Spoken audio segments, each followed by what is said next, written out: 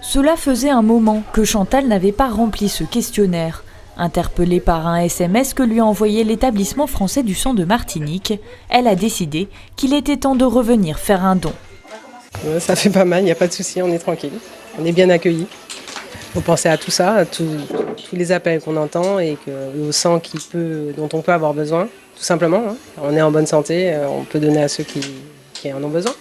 Chaque année, l'EFS lance un appel aux dons pour se prémunir des éventuels besoins souvent plus importants pendant les fêtes.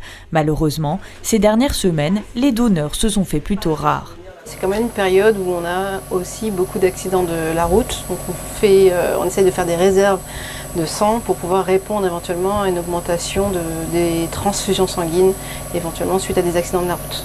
À la fin d'année, il y a aussi beaucoup de grippe, de gastro qui fait que ce sont des contre-indications au don du sang. Donc on a une diminution du nombre de dons, mais spontanément en effet, les vacances, les voyages, les emplettes de fin d'année fait que les gens pensent à autre chose que le don du sang. Pour encourager les donneurs à se déplacer, l'EFS les contacte individuellement par téléphone. Aujourd'hui, ils sont plus d'une trentaine à avoir répondu présent.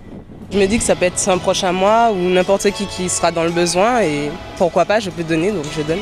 Fin d'année ou pas, je ne regarde pas ça en fait. Dès que je peux donner, que j'ai le temps et qu'ils sont sur ma route, je dirais, donc je donne. Normalement pour moi c'est la période, parce qu'en fin d'année malheureusement, si j'ai bien compris, sur le territoire il y a beaucoup d'accidents, on aura besoin du sang et puis en fin d'année, période de Noël, générosité, il faut donner son sang. Ces dons sont pourtant loin d'être suffisants. Chaque jour, lors de la tournée du camion, les équipes médicales récoltent 20 à 30 poches de sang, parfois moins que cela, alors qu'il faudrait une soixantaine de poches pour répondre aux besoins des patients hospitalisés.